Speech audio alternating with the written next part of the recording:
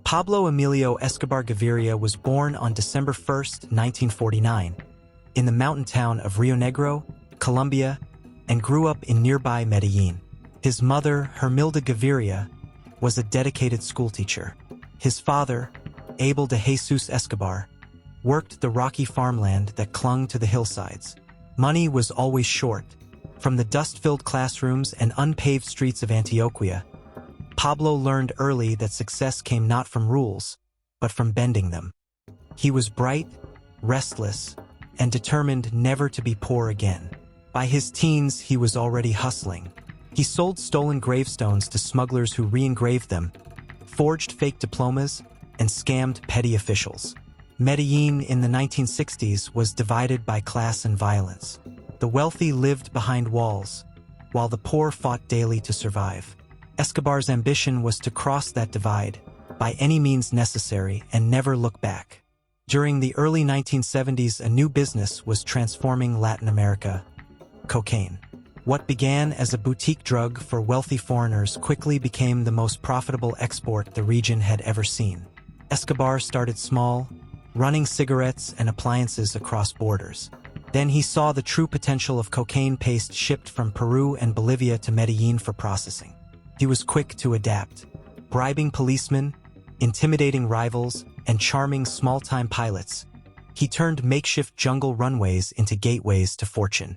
By 1975, his planes were flying tons of cocaine into Florida every month. Each landing returned with suitcases of U.S. cash, and his reputation grew across the underworld.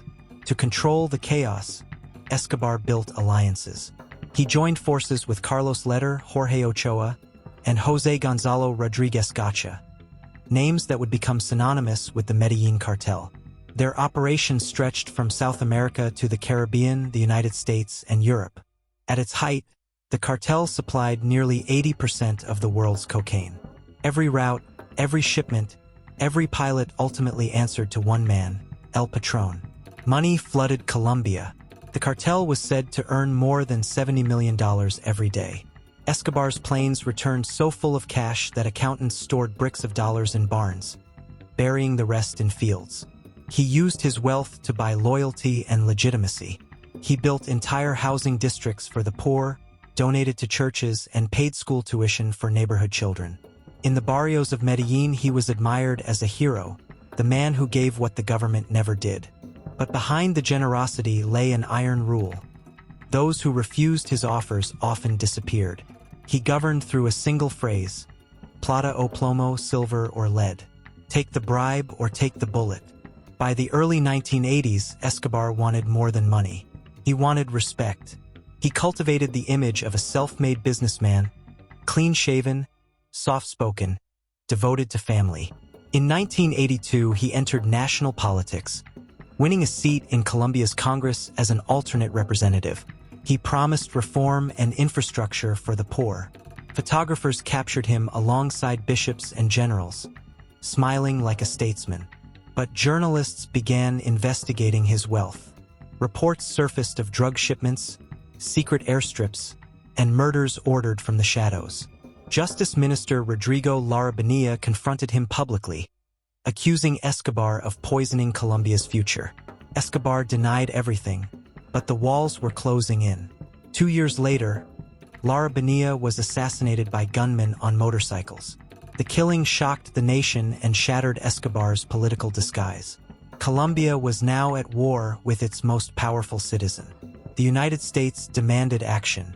Washington pressed Bogotá to extradite cartel leaders to face trial abroad. For Escobar, extradition meant a lifetime sentence far from his empire, and likely death behind foreign bars. He vowed it would never happen. To resist, he created Los Extraditables, a violent organization whose message was simple: we prefer a grave in Colombia to a cell in the United States.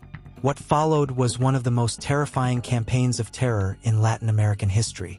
Judges, police officers, and journalists were gunned down.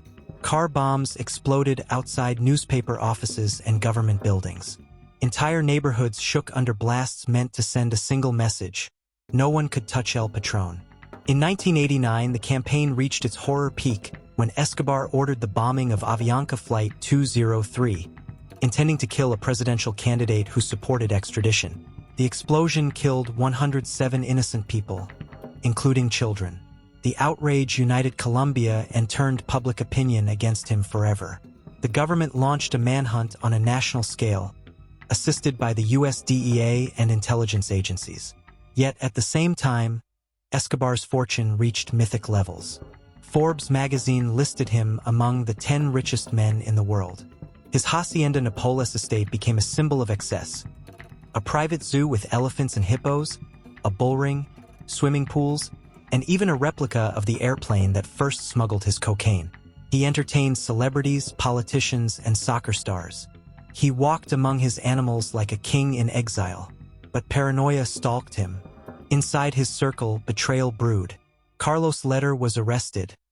Rodriguez Gacha was killed. The once united cartel began to fracture under its own violence. Under immense pressure, Escobar made a calculated offer. In 1991, he agreed to surrender on his own terms. Colombia's government, exhausted by years of bloodshed, accepted. Escobar would serve 5 years in a prison he would design himself, La Catedral. The facility, perched on a mist-covered hill near Medellín, included a bar, gym, sauna, and football field. It was guarded not by soldiers, but by men loyal to him. From within its walls, he continued to run the cartel through visitors, letters, and secret phone lines. For a short while, it looked as though peace had been achieved. But Escobar's control slipped when 2 trusted lieutenants were caught stealing. He had them brought to La Catedral and executed. The murders exposed the sham of his confinement. Embarrassed officials planned to move him to a real prison. Before they arrived, Escobar walked out a back door and vanished into the fog. The escape humiliated the government. Within days, President Cesar Gaviria authorized a new elite unit, Bloque de Búsqueda, the search block, trained by U.S. Special Forces and equipped with advanced surveillance technology. Their mission was simple: capture Escobar, dead or alive. Meanwhile, his rivals formed a secret vigilante network known as Los Peeps, people persecuted by Pablo Escobar. Funded by former cartel associates and aided by intelligence leaks, they began hunting his friends, family, and business partners. Escobar found himself surrounded on all sides, by the law and by vengeance. For 2 years he lived like a ghost, moving nightly between safe houses scattered across Medellín. He communicated through coded radio messages and couriers, changing frequencies daily to avoid detection. His once enormous fortune dwindled as banks froze accounts and properties were seized. Family members were placed under protection abroad, fearing kidnapping or assassination. The man who had once controlled half of Colombia now lived off small caches of buried cash. His beard grayed, his health worsened, but his pride remained intact. He told allies he would never be taken alive. By late 1993, intelligence units had narrowed their search to a few neighborhoods.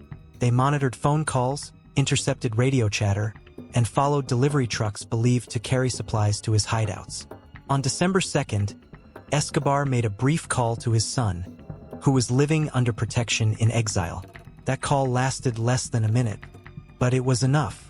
Colombian technical teams triangulated the signal to a modest 2-story house on Carrera 79A in the Los Olivos district of Medellín. Within minutes, the search block surrounded the area.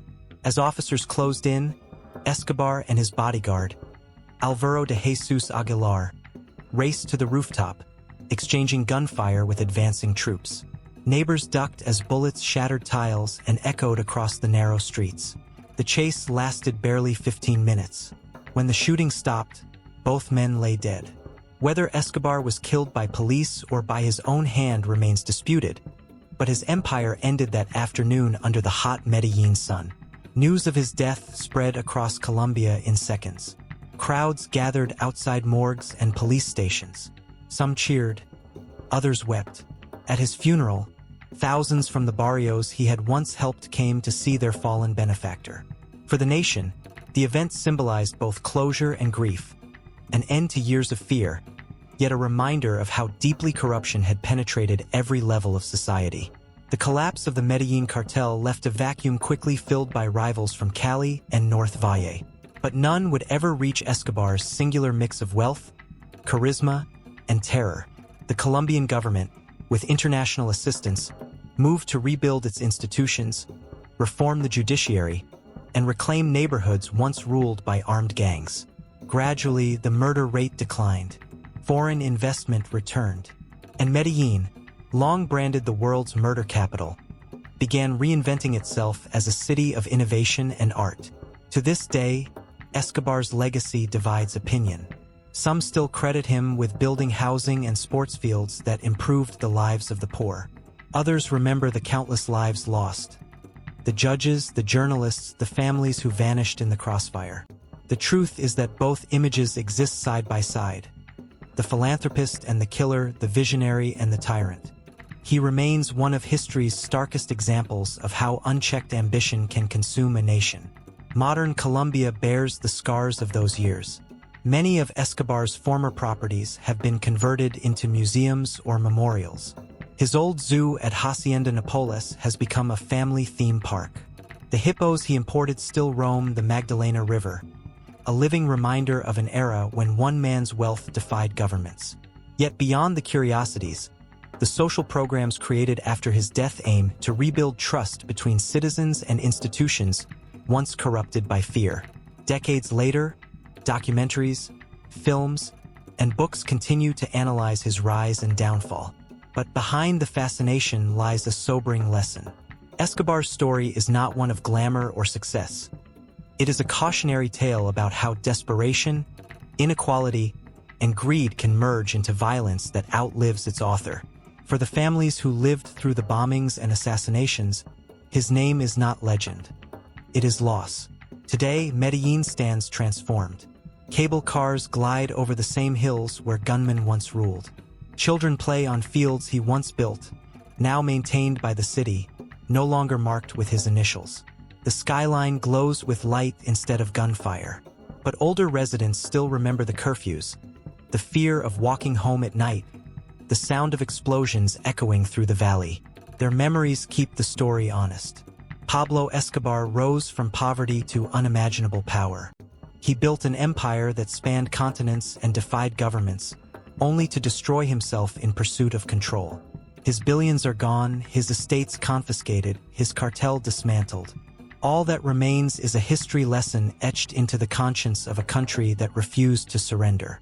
And in the end, the moral is clear. No empire built on blood and fear can endure forever. Power gained through violence will always collapse beneath its own weight. Pablo Escobar believed he could rewrite the laws of his world. Instead, his story became proof that even the most feared man can fall, and that redemption for a nation begins when the gunfire finally stops.